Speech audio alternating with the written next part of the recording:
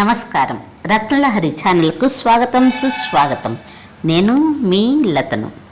గత జన్మ ప్రభావం అనేది అసలు ఉంటుందా?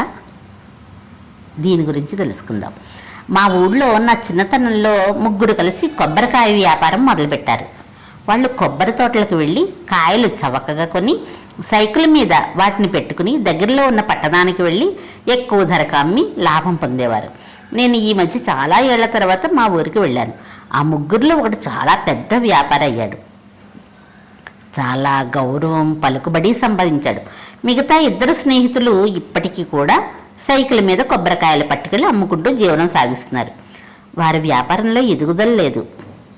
మా క్లాసులో ఒక విద్యార్థి ఉండేవాడు. ఎక్కువ చదువుధ్యాసం ఉండేది కాదు. ఎప్పుడైనా చదివినా ఒక అరగంట చదివేవాడు. కానీ అతనికి క్లాసులో ఫస్ట్ ర్యాంక్ వచ్చేది. ఇంకొక అతను చదువులో అతనితో పోటీ పడేవాడు. పగలు రాత్రి చదువుతూ ఉండేవాడు. ఎంత చదివినా 1-2 మార్కులు అతనికంటే తక్కువ వస్తూ ఉండేవి. మా పక్కింటి వాళ్ళకి ఒక అమ్మాయి పుట్టింది. 2-3 ఏళ్లకే సంగీతం మీద అభిరుచి చూపించింది.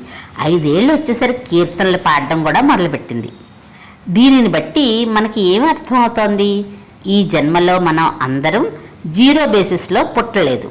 పూర్వజన్మల ఫలితం మన మీద ఉంది. అందుకనే మనం ఈ జన్మలో చేసే ప్రయత్నాలు అందరికీ ఒకే రకమైన ఫలితాలని ఇవ్వవు. అలాగని ప్రయత్నాలు చేయకుండా కూర్చోమని కాదు.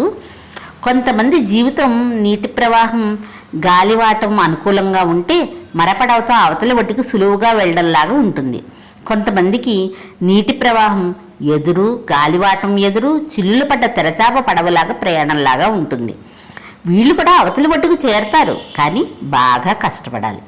ఇలా జరుగుతోందంటే మనం పుట్టినప్పుడే గత జన్మల ప్రభావం మూలంగా మనకి ఈ జన్మలో ఒక టెంప్లెట్ సిద్ధమై ఉంది. ఈ టెంప్లెట్ మన గత జన్మల ప్రభావం. ఒక విషయం ఆలోచించండి. మీకు అన్నీ అనుకూలంగా ఉండేటట్లు ఒక ధనవంతుల ఇంట్లో ఎందుకు పుట్టట్లేదు? ఎప్పుడైతే గత జన్మ ఫలితం ఈ జన్మలో అనుభవిస్తున్నామో అలాగే ఈ జన్మ ఫలితం పునర్జన్మలో అనుభవిస్తాము. రుణానుబంధ రూపేణ పశుపత్ని సుతాలయ అన్నారు పెద్దలు. గత జన్మలో ఏర్పడ్డ రుణానుబంధాలు, చేసుకున్న కర్మఫలాలు ఈ జన్మలో అనుభవించక తప్పదు. మనకి మన ప్రమేయం లేకుండా ఏదైనా కష్టం వస్తే ఎందుకు ఇలా జరుగుతుందని వాపోతాం. సుఖ సంతోషాలు కలిగినప్పుడు అదేదో మన హక్కులాగా భావిస్తాం.